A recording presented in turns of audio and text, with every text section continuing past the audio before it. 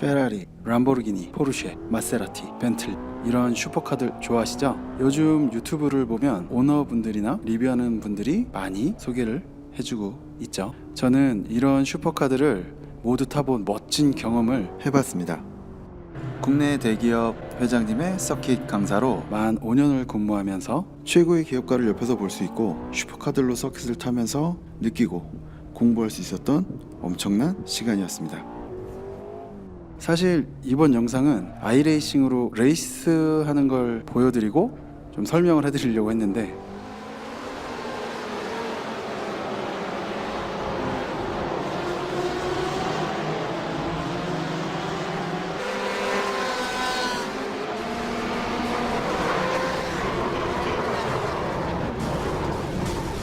시작하자마자 이렇게 돼서 회장님 강사 시절 이야기를 해보려고 합니다.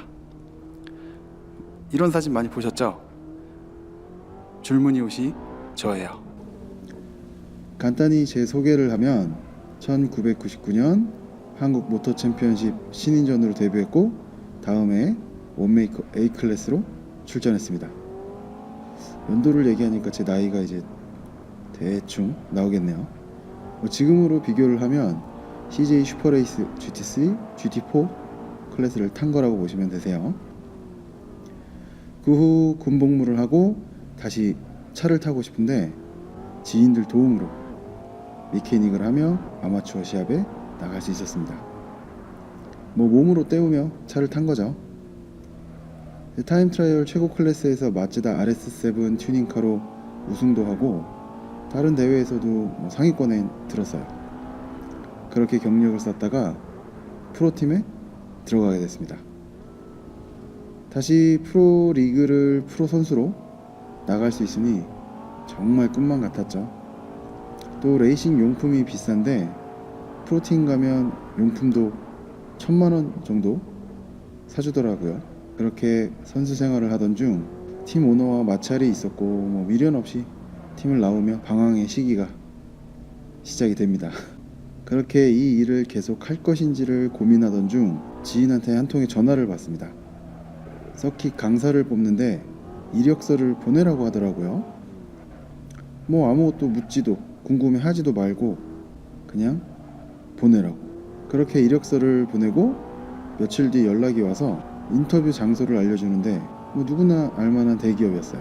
뭔가 그렇게 인터뷰를 합격하고 주행 테스트를 할 거니 날짜가 정해지면 연락을 준다 하고 며칠이 지났어요. 9월의 휴일날 서킷으로 오라고 연락이 왔습니다. 주행 테스트 날 시간에 맞춰 도착하니 차 한 대가 주행 중이었어요. 저는 대기실에서 기다리고 있었고 때가 굉장히 맑은 날씨의 날이었는데 갑자기 비가 엄청나게 쏟아지는 겁니다. 주행 테스트를 해야 하는데 노면 상태는 비로 다 젖어 진짜 최악이었어요.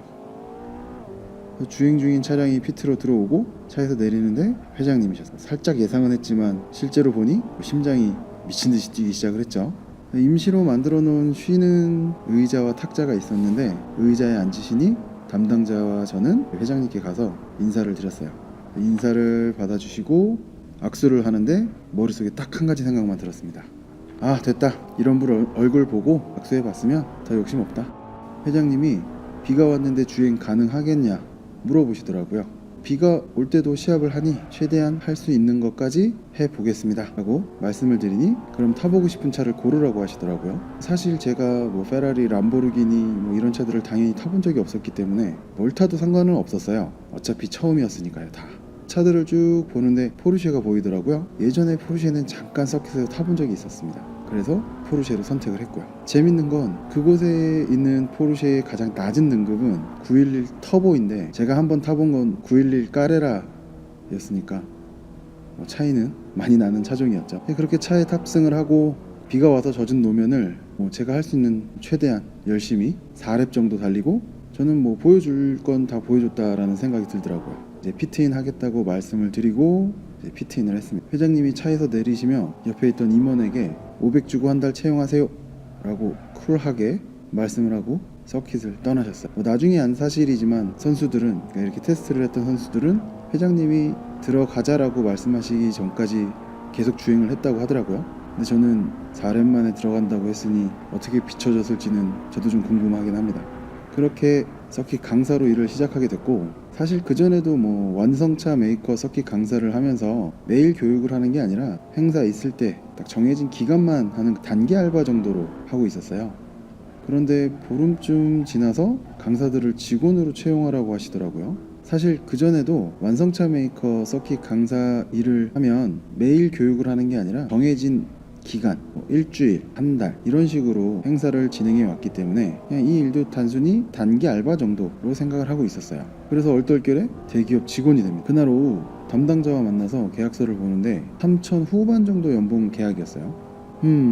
거의 10년 전 일이니 금액이 작다라고 느꼈던 건 아니에요. 처음에 제가 받았던 금액이 있어서 그걸 비교하다 보니 조금 이해가 안 됐습니다. 저의 학력, 나이, 경력을 종합해서 측정한 거고, 중소기업 경력은 대기업에서 70% 정도만 인정을 한다는 얘기를 들었습니다. 뭐 회장님 관련된 일을 하니 돈 문제로 시끄럽게 하기 싫었고, 그래서 뭐 인정하고 계약서에 바로 사인을 해서 직원으로 계약이 됐습니다. 그런데 한 2달쯤 연봉이 수직 상승합니다. 어떤 일이 있었냐면, 회장님이 운전을 하고 계시고 제가 조수석에 있었는데 그날은 빠르게 달리시는 것보다 편안한 드라이브를 하고 계셨어요. 그러면서 갑자기 저에게 가족 관계를 물어보셨어요. 그래서 저는 형제고 남동생이 있다 말씀을 드리니, 동생은 무슨 일을 하는지 물어보셨고, 제 동생이 이제 프로 야구 선수인데 프로 야구 선수라고 말씀을 드렸더니 연봉도 물어보시는 거예요. 그래서 뭐 그렇게 유명한 선수는 아니라서 3천 중반 정도 받는다고 얘기를 했죠.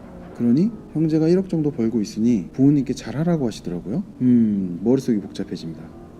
왜 1억이지? 고민을 하다 연봉 계약할 때 이야기를 말씀을 드렸어요. 학력, 나이 70% 인정한 경력으로 3천 후반에 계약했습니다라고 얘기를 했는데 한참을 말없이 계시더라고요. 이젠 제가 머릿속이 복잡해집니다. 말실수를 한 건가? 그래서 기분이 나쁘신가? 아무 말 없이 피트로 들어가셔서 담당자를 부르시더라고요. 그래서 담당자에게 이런 기술을 갖고 있는 사람들을 중소기업 경력이라고 해서 70%만 인정해 주는 건 대기업의 횡포라고 뭐라고 막 하시는 거예요. 전 뭐 눈치만 보고 있었죠. 그리고 그날 오후 담당자가 불러서 가보니 연봉이 올라간 계약서를 주더군요. 뭐 생각보다 높은 연봉이라 바로 사인했습니다. 이렇게 만 5년 동안 근무를 하며 여러 슈퍼카를 경험을 하고 좋은 직장에서 좋은 연봉을 받으면서 강사로 근무할 수 있었습니다. 다음엔 제가 서킷에서 타본 슈퍼카 이야기를 해보겠습니다. 저의 이야기가 재미있으셨다면 구독과 좋아요 눌러주세요.